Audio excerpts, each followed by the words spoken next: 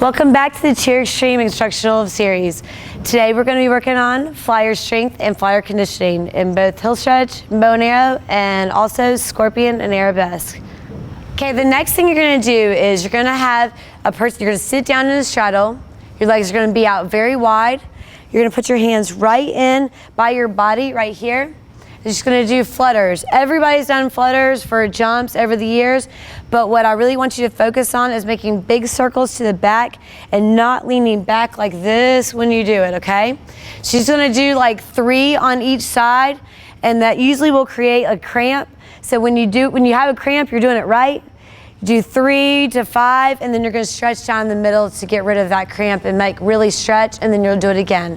Ready? And go. 1, 2, 3, and she'll go down, and she'll stretch to the middle. She'll come back. She'll do the other side. 1, 2, 3, and stretch to the middle. You can obviously tell that these muscles right here are what are used in any kind of straight up body position whenever you're in the air.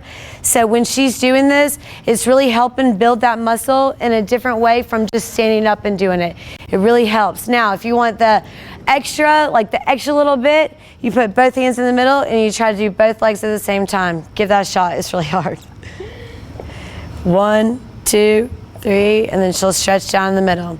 Now, if you can do like 1,000,000 of them, then you're not doing it right. You should do like 3 to 5, especially when you have ankle weights on, so you can make sure that you really get that good stretch, but you'll feel that muscle working, and that's why you stretch in the middle.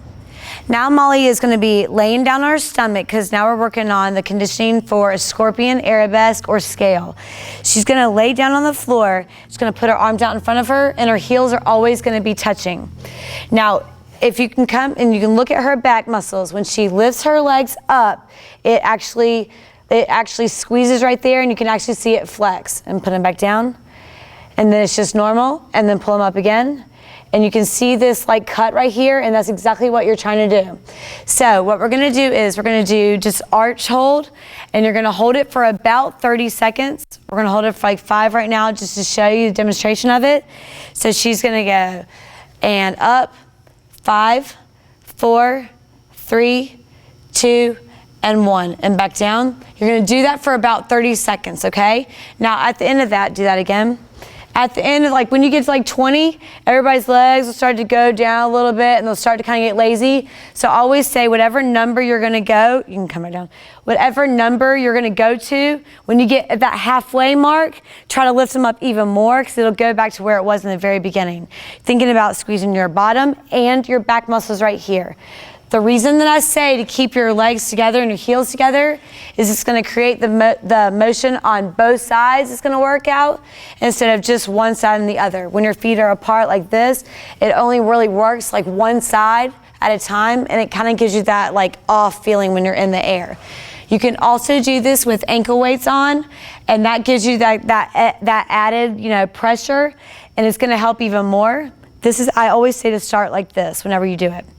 Now the other way that you're going to do it is this. You're going to put your arms like this, and they're going to go very aggressively, go back and forth at the same time your legs are up. So ready, go.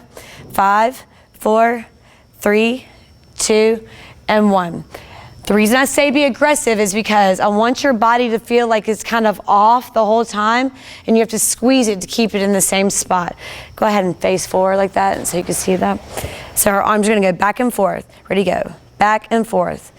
It looks really funny, but it's going to really help these muscles right here, and she's got to squeeze her legs really tight and her heels together when she does that.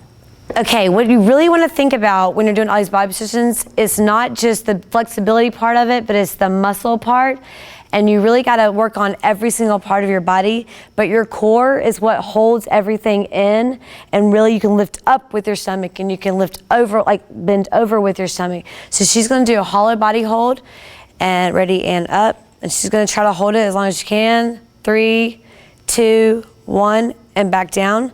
Now I'm going to have her put her hands on her stomach when she does it, so she doesn't use that extra push. Ready, and up. 3, 2, 1, and back down.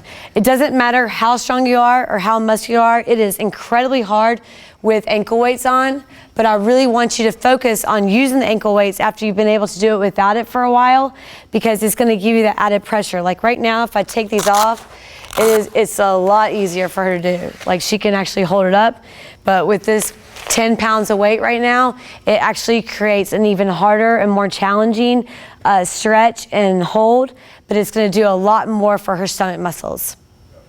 I've gone ahead and showed you some basic strength techniques and conditioning that I use in flyers. Over the next little bit, a few of our coaches are going to be showing you just some basic techniques that we use over and over at Cheer Extreme. Then, in our next series, the DVD series, we're going to be showing you a lot of our secrets that we don't really show anybody at all, but it'll be a good way for you to learn the Cheer Extreme secrets of being a world champion. Hey, I'm Molly. And I'm Sarah, and as always, you're watching Cheer Extreme on JTV.